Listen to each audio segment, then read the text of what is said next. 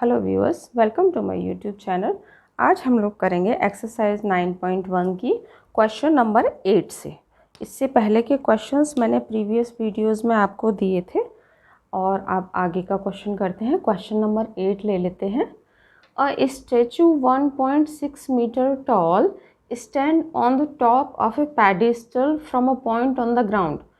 देखिए, ये हो गया आपका पेडिस्टल, इसके ऊपर ये स्टैचू है 1.6 metre.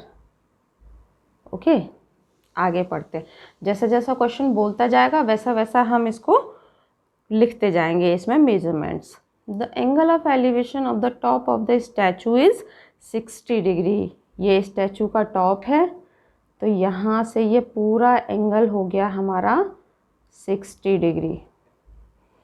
And from the same point the angle of elevation of the top of the pedestal is 45 degree. ये है pedestal का टॉप और ये एंगल हमारा हो गया 45 डिग्री का। Find the height of the pedestal। इसकी हाइट निकालनी है। चलिए कंसिडर कर लेते हैं कि इसकी हाइट h है। ओके, अब जैसे हम देखेंगे कि इसमें हाइट्स एंड डिस्टेंस में हम सारे 90 डिग्री के ट्राइंगल्स ही कंसीडर करते हैं। तो 90 डिग्री ट्राइंगल लेकर, यानी ये छोटा ट्राइंगल ले लेंगे, फिर ये बड़ा, इसको नेमिंग कर देते हैं ए बी सी डी। तो सबसे पहले let the height of the pedestal, let the height of the pedestal be h metre. ठीक है, अब ले लेते हैं triangle B C D. In triangle B C D, C D को ले लेते हैं x। तो ये हो गया परपेंडिकुलर, परपेंडिकुलर अपॉन बेस होता है 10, तो 10 45 degree equals to perpendicular upon base h upon x। 10 45 की वैल्यू हो गई 1, h upon x equals to 1। That mean to say h equals to x metre और x equals to h metre. Okay, यानी h और x की दोनों की value same है। चलिए दूसरा ट्राइंगल कंसीडर करते हैं। In triangle A C D में पूरी ए सी डिस्टेंस कंसीडर करेंगे। ये कितनी हो जाएगी, h plus 1.6 upon x equals to 10 60 degree. 10 60 degree की वैल्यू हो गई √3। तो h plus 1.6 upon x equals to √3। Cross multiply कर लेते हैं। h plus 1.6 equals to x √3। x की वैल्यू यहाँ से देखिए, x इक्वल्स टू h है, पुट कर देते हैं वैल्यू। h √3 हो गया ये। h एक तरफ ले लेते हैं। h √3 minus h equals to 1.6।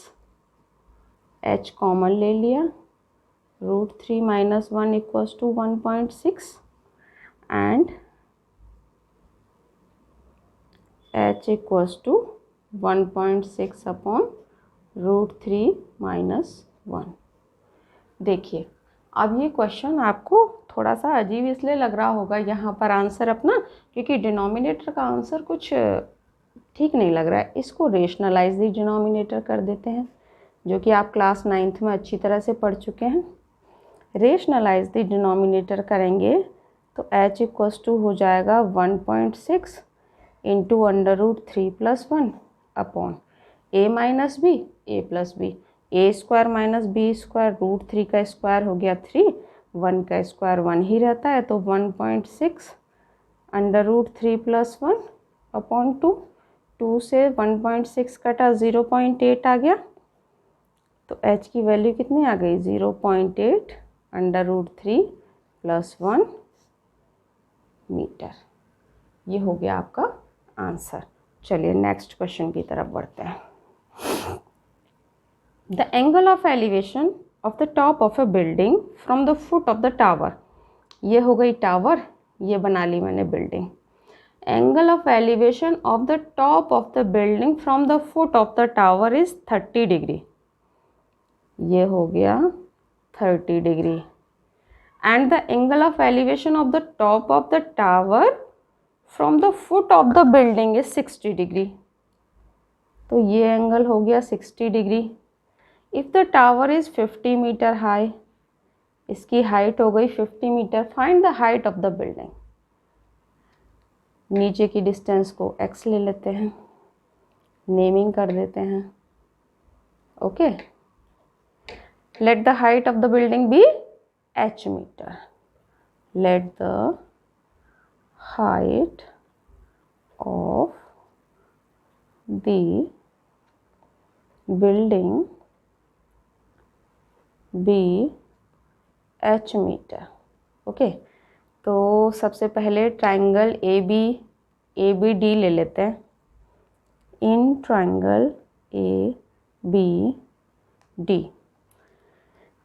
D triangle में क्या हो जाएगा, परपेंडिकुलर अपॉन बेस, तो 10 60, परपेंडिकुलर है 50 अपॉन बेस 10 60 डिग्री, और 50 अपॉन x 10 60 की वैल्यू √3, क्रॉस मल्टीप्लाई कर लेते हैं तो x इक्वल्स टू आ गया 50 अपॉन √3 मीटर। x की वैल्यू तो आ गई हमारी, h निकालना है हमें। दूसरा ट्राइंगल ले लेते हैं। In triangle BCD, perpendicular upon base equals to 10 30 degree equals to 10 30 की वैल्यू 1 अपॉन √3, तो h इक्वल्स टू हो गया x अपॉन √3। x की वैल्यू यहाँ से पुटअप कर देते हैं, 50 अपॉन √3 इंटू √3, ये ऑलरेडी था। √3 इंटू √3 कितना हो गया 3। 50 अपॉन 3 डिवाइड करेंगे तो मिक्स फ्रैक्शन में इसका आंसर आ जाएगा इतना। देखिए कितना ही सिंपल क्वेश्चन था, कितना इजीली सॉल्व हो गया। एक क्वेश्चन और ले लेते हैं आज के इस वीडियो में।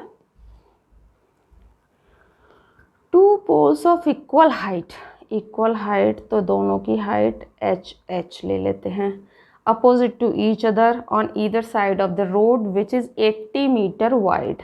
This is the road and this is 80 metre wide from a point between them on the road. ये हो गया पॉइंट E।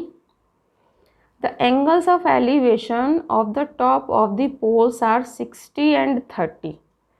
ठीक है, एंगल ऑफ एलिवेशन 60 एंड 30 हैं, तो ये हो गया 60 और ये हो गया 30। ये उसने कहा नहीं है कि कौन सी तरफ कौन सा डिग्री एंगल है, तो हम किधर भी ले सकते हैं। Find the height of the poles and the distance of the point from the poles, E point की। चलिए फर्स्ट तो let the height of the pole, let the height of the poles be h meter, okay, and BE distance को x ले लेते हैं। BE को अगर x लेंगे तो ED कितना हो जाएगा, टोटल है 80, तो 80 माइनस x, तो ED कितना हो जाएगा 80 माइनस x। आगे चलिए सॉल्व करते हैं। इन ट्राइंगल ABE में सॉल्व करते हैं। परपेंडिकुलर अपॉन बेस, BE को x कंसीडर किया था हमने, इक्वल्स टू हो गया 10 60 degree equals to √3। That mean to say h equals to x √3। ये तो आ गई एक वैल्यू। दूसरे ट्राइंगल में लेते हैं। In triangle CED 10 30 degree equals to h upon ED की वैल्यू कितनी है 80 माइनस x, और 10 30 की हो गई 1 upon √3 equals to h upon 80 minus x की वैल्यू भी निकाल लेते हैं यहाँ से। x इक्वल्स टू हो जाएगा h अपॉन √3, तो x की वैल्यू भी h की फॉर्म में रख देते हैं, सॉल्व करने में इजी होगा। क्रॉस मल्टीप्लाई कर देते हैं, तो 80 minus h upon √3 equals to h√3। अब h को एक तरफ ले लें अगर, तो ये हो गई वैल्यू इक्वल्स टू हो गया 80, एलसीएम ले लिया √3, तो ये हो गया 3h plus h equals to 80 and 4h equals to 80√3 and h equals to 4 से डिवाइड कर देंगे 80 को, तो 20√3। ये आ गई हमारी h की वैल्यू।